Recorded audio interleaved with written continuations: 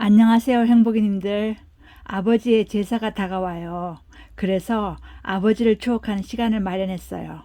먼저 제가 아버지에 대해서 쓴 시 세 편을 낭송할게요. 병상의 아버지, 여경임.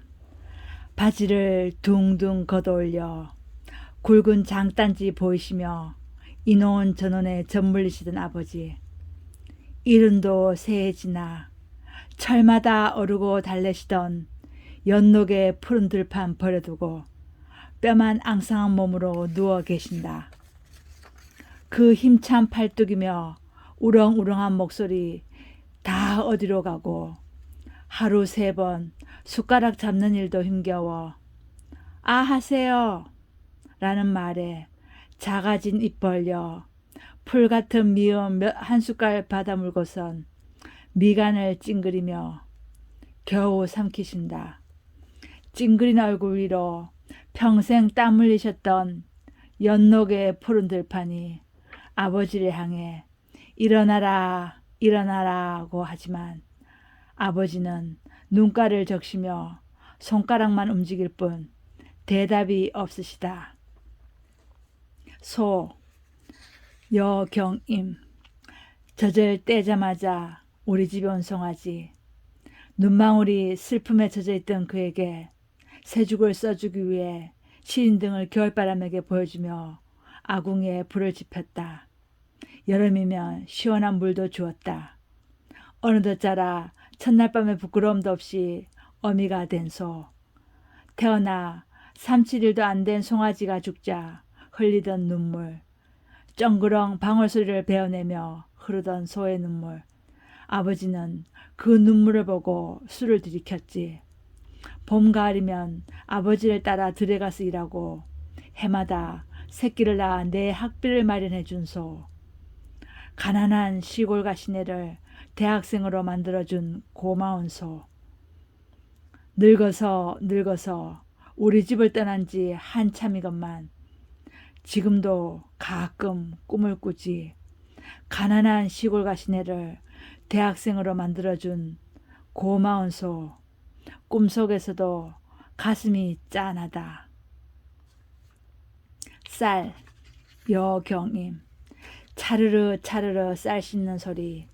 어린 모 자라나는 논물을 비추던 붉은 노을과 가끔 놀러오던 산그림자와 한여름 떼약볕을 온몸에 받으며 일하시던 부모님의 땀방울. 땀방울 방울방울 들어있어 징하게 정겹게 자식의 입으로 들어가는 밥알. 부모님의 땀방울을 닮은 하얀 밥알. 어때요?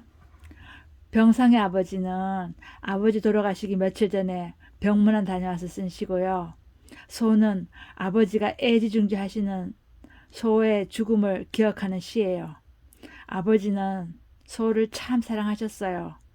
가끔씩 속 썩이는 자식보다 아버지의 바쁜 일손을 도와주는 소를 더 귀하게 여기셨어요.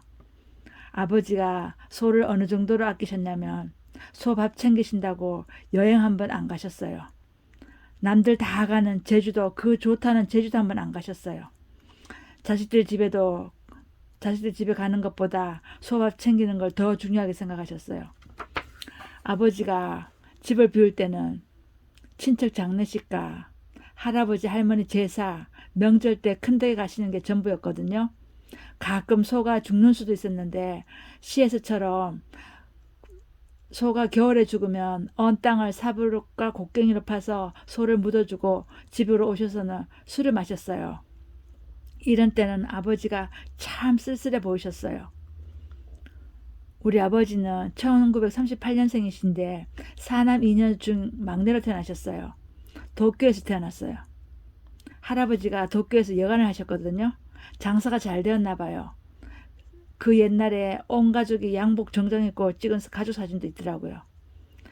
그런데 할아버지가 1945년도 2월 달에 그 추울 때 지인의 장례식에 갔다가 장염에 걸리셔가지고 갑자기 돌아가시는 바람에 남은 가족이 경상도의 고향으로 귀국하셨어요.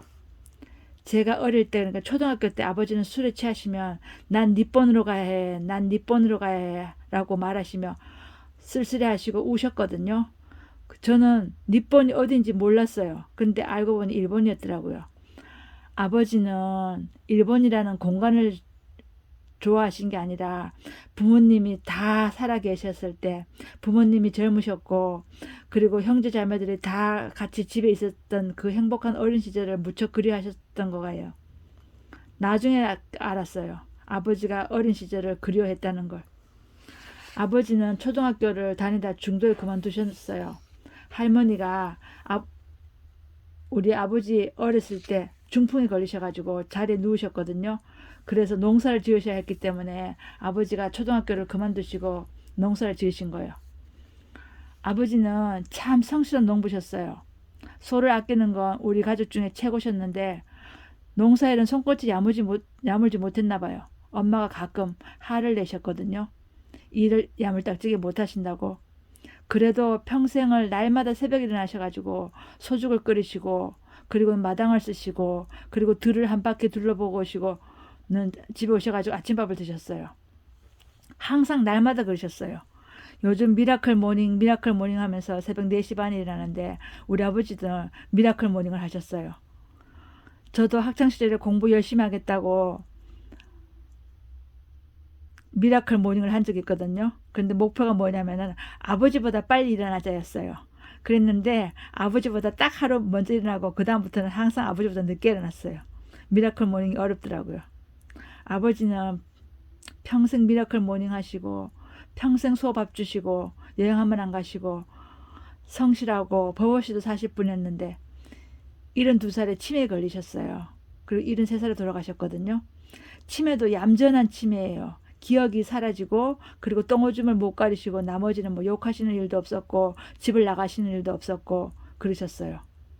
아버지가 뻐꾸기가 한창 올 때 돌아가셨는데 시골 장례식장이 앞에 논이었어요. 그럼 뻐꾸기가 아침부터 저녁까지 얼마나 울어대든지요. 그래서 저는 아버지는 뻐꾸기 울음 따라 먼 여행을 가셨던 거라고 생각해요.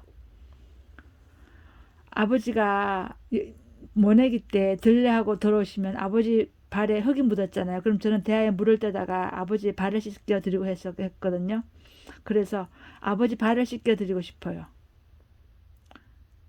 아버지 발을 씻겨 드리고 싶은데 씻겨 드릴 수가 없죠. 요즘은 아버지 어머니가 무척 보고 싶어요. 오늘 밤 꿈에 두 분이 나오셨으면 좋겠어요. 두 분의 발을 씻겨드리고 이마에 주름살을 만지고 손등을 만지고 싶어요. 행복님들은 엄마 아빠가 안 그리우세요? 그립죠?